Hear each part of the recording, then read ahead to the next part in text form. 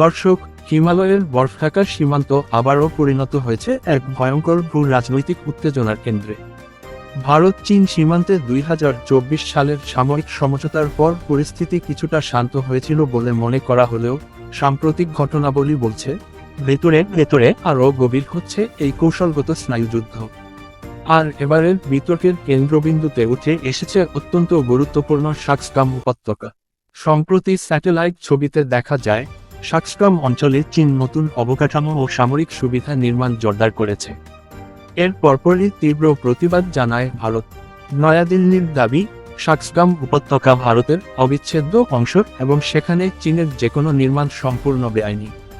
তবে বেইজিং ভারতের এই অভিযোগ সরাসরি প্রত্যাখ্যান করেছে।